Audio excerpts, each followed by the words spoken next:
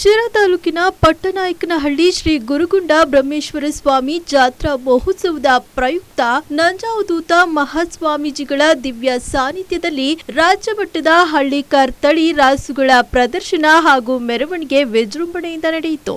ದೇಸಿ ಹಳ್ಳಿಕಾರ್ ತಳಿಗಳು ಉಳಿವಿಗಾಗಿ ರೈತರು ಮುಂದಾಗಬೇಕು. ಅಳಿವಿನ ಅಂಚಿನಲ್ಲಿರುವ ಇಂತಹ ತಳಿಗಳನ್ನ ಹೆಚ್ಚು ಸಾಕುವುದರ ಜೊತೆಗೆ ನಾಡಿನಲ್ಲಿ ಹಳ್ಳಿಕಾರ್ ತಳಿ ಹೆಚ್ಚಾಗುವಂತೆ ರೈತರು ಗಮನ ಹರಿಸಬೇಕೆಂದು ಮಾಜಿ ಶಾಸಕ ಡಾಕ್ಟರ್ ಸಿಎಂ ರಾಜೇಶ್ ಗೌಡ ಹೇಳಿದ್ರು. ಶಿರಾ ತಾಲೂಕಿನ ಅಗ್ರಹಾರ ಗೊಲ್ಲರಹಟ್ಟಿಯಲ್ಲಿ ಬಡಗಿ ಗೋವಿಂದಪ್ಪನ ಮೊಮ್ಮಕ್ಕಳು ಹಮ್ಮಿಕೊಂಡಿದ್ದ ಹಳ್ಳಿಕಾರ್ ತಳಿಗಳ ಪ್ರದರ್ಶನ ಹಾಗೂ ಪಟ್ಟನಾಯಕನಹಳ್ಳಿ ಜಾತ್ರೆಯಲ್ಲಿ ಹಳ್ಳಿಕಾರ್ ರಾಸುಗಳ ಮೆರವಣಿಗೆಗೆ ಚಾಲನೆ ನೀಡಿ ಮಾತನಾಡಿದ ಅವರು, ಆಧುನಿಕತೆ ಬೆಳೆದಂತೆ ರೈತರು ಸಹ ಪಾಶ್ಚಿಮಾತ್ಯ ಯಂತ್ರೋಪಕರಣಗಳಿಗೆ ಮಾರು ಹೋಗುತ್ತಿದ್ದು, ಪುರಾತನ ಕಾಲದ ರೈತ ಉಪಕರಣಗಳನ್ನ ಬಳಸುವುದನ್ನ ಮರೆಯುತ್ತಿರುವುದು ಸರ್ವೇ ಸಾಮಾನ್ಯವಾಗಿದೆ. ಇಂತಹ ಕಾಲದಲ್ಲೂ ಸಹ ರೈತಾಪಿ ಕುಟುಂಬದ ಹಿರಿಯಜ್ಜ ಬಡಗಿ ಗೋವಿಂದಪ್ಪ ಅವರ ಮೊಮ್ಮಕ್ಕಳು ದೇಸಿ ಹಳ್ಳಿಕಾರ್ ತಳಿಗಳನ್ನ ಸಾಕಿ ಪೋಷಿಸಿ ಬೆಳೆಸುತ್ತಿರುವುದು ರೈತಾಪಿ ವರ್ಗ ಹೆಮ್ಮೆ ಪಡುವಂತದ್ದು.